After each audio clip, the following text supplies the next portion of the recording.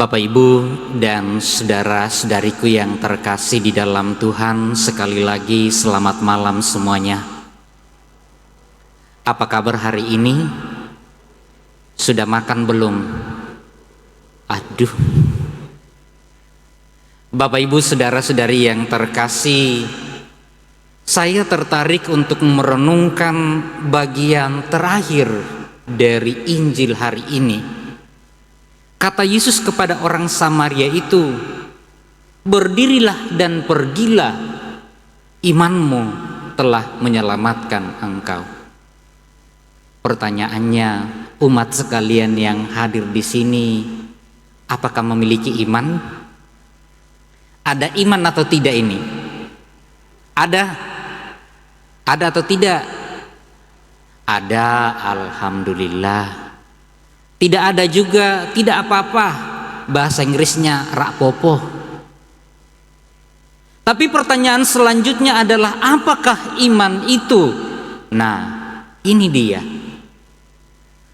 Apakah iman yang menyelamatkan itu sehingga orang Samaria dalam Injil hari ini diperintahkan oleh Yesus atau diberitahu oleh Yesus bahwa imanmu telah menyelamatkan engkau?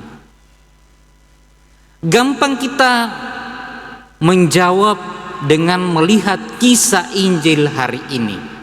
Dikatakan dalam Injil bahwa ketika masuk kota Samaria dan Galilea, Yesus berjumpa dengan orang kusta. Ada berapa orang? 10 orang. Dan semuanya berteriak kepada Yesus, "Yesus Guru, kasihanilah kami." Semuanya menjadi sembuh, semuanya menjadi tahir. Tetapi yang kembali kepada Yesus untuk bersyukur berapa orang? Hanya 1 orang.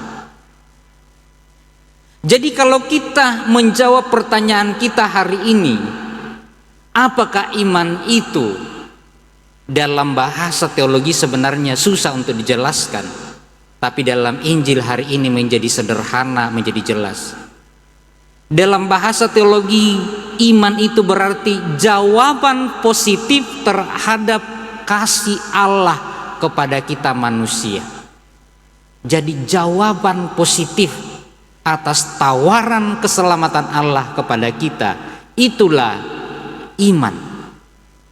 Tetapi Injil hari ini hanya mau mengatakan satu hal. Iman berarti bersyukur. Itulah yang dilakukan oleh seorang Samaria di dalam Injil hari ini. Dia bersyukur kembali kepada Yesus, bersyukur. Sementara yang 9 orang tidak tahu kemana. Bapak, Ibu, saudara-saudariku yang terkasih di dalam Tuhan, menjadi permenungan bagi kita juga dalam hidup kita. Kalau kita renung-renungkan, ada ndak mujizat Tuhan, ada ndak berkat Tuhan yang saya terima di dalam hidup ini? Ada atau tidak? Ada. Banyak atau tidak? Cukup atau tidak? Cukup. Kembali ndak bersyukur kepada Tuhan? Nah, minimal kehadiran kita di dalam perayaan ini, di dalam gereja ini menjadi tanda syukur kita. Minimal itu ya. Tapi mari kita renungkan lebih dalam lagi. Ternyata yang datang bersyukur ini di dalam Injil dikatakan seorang Samaria. Bahkan Yesus menyebutnya sebagai orang asing. Tidak adakah Yesus mengatakan, bukankah ke-10 orang tadi semuanya telah menjadi tahir? Di manakah yang 9 orang itu? Tidak adakah di antara mereka yang kembali memuliakan Allah selain orang asing ini? Lalu bacaan pertama juga berkisah hal yang sama. Kisah tentang Naaman, panglima Raja Aram, yang disembuhkan oleh Nabi Elisa. Ia menjadi tahir, lalu kembali bersyukur, kembali memuliakan Allah. Yang mau disampaikan di dalam Injil hari ini, orang asing, Naaman, orang Samaria, bukan orang percaya, bukan orang yang sehari-hari mengaku sebagai orang yang percaya kepada Tuhan, tetapi justru merekalah yang kembali memuliakan Allah dengan peristiwa yang mereka alami. Sementara orang-orang Yahudi yang mengaku diri sebagai umat pilihan Tuhan, yang setiap hari berdoa, menderaskan mazmur, justru tidak kembali. Sekarang mari kita renungkan dalam kehidupan sehari-hari. Yang tiap minggu tidak pernah alpa datang di gereja angkat tangan. Yang tidak pernah alpa, minimal dalam bulan ini. Dalam bulan ini yang tidak alpa angkat tangan. Oh, malu-malu. Alpa semua. Ya ampun.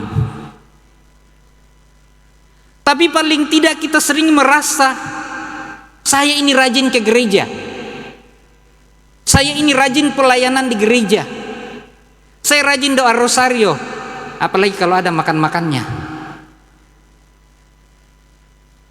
Tapi apakah hati kita, rasa syukurnya itu sama seperti ketika orang asing ini disembuhkan?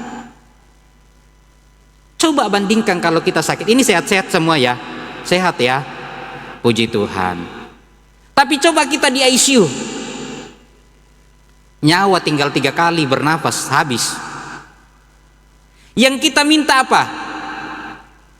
Kalau Anda sakit parah, yang Anda minta apa?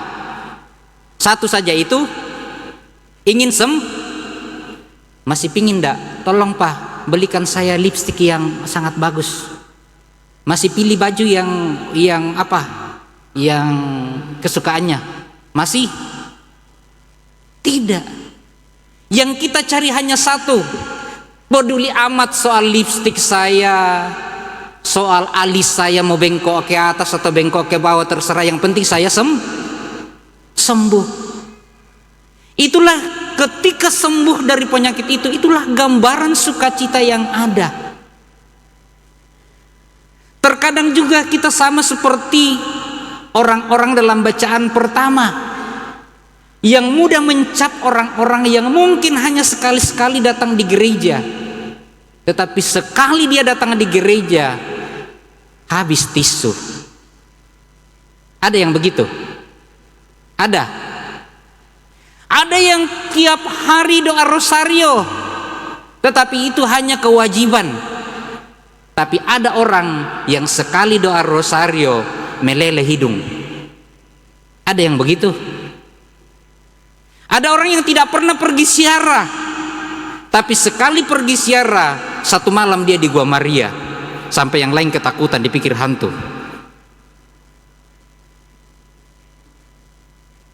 Itulah gambaran sukacita. Pertanyaannya sekarang adalah, jangan-jangan kita golongan orang yang 9 orang ini, yang tidak merasakan apa-apa lagi berkat dari Tuhan karena kita merasa tidak ada artinya. Tetapi bagi seorang Samaria yang merasakan sentuhan Tuhan, dia pulang dan dikatakan tersungkur di depan kaki Yesus dan bersyukur. Dalam kehidupan rohani, dalam kehidupan kita sehari-hari, yang datang malam hari ini dengan pasangannya, ada? Angkat tangan yang datang dengan pasangannya malam ini. Tolong angkat tangan. Terkadang pasangan hidup Anda yang kasih makan Anda tiap hari, bapak-bapak terutama, istri masa tiap hari, pernah enggak ucapkan terima kasih? Masalah lomboknya saja tidak cukup, pecah piring. Tapi begitu Anda di kantor, mungkin ada orang baru, cuma permen gula-gula sebiji dikasih, itu bahagianya Anda setengah mati. Istri Anda di rumah 30 tahun masak untuk Anda tidak pernah ucapkan terima kasih. Betul atau benar? Kadang juga kita gampang marah-marah dengan saudara kita, dengan keluarga kita, dengan pasangan kita, dengan anak kita, dengan orang tua kita. Kesalahan kecil saja kita sudah ngamuk-ngamuk. Sementara orang lain itu besar kesalahannya kepada kita, kita tidak berani. Kenapa itu terjadi? Apakah perhatian mereka yang dekat dengan kita? Apakah perhatian orang-orang yang mencintai kita itu karena saking biasanya, lalu tidak ada lagi rasanya bagi kita? Kita lupa untuk bersyukur.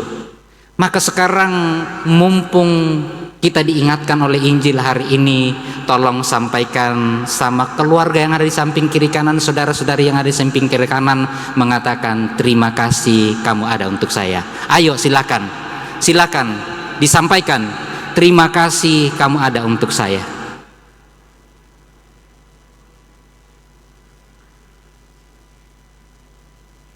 Terima kasih. Itulah iman. Iman yang membawa keselamatan ketika kita mensyukuri apa yang telah kita terima dengan sungguh luar biasa, meskipun itu adalah hal-hal yang sederhana. Tuhan berkati kita semua.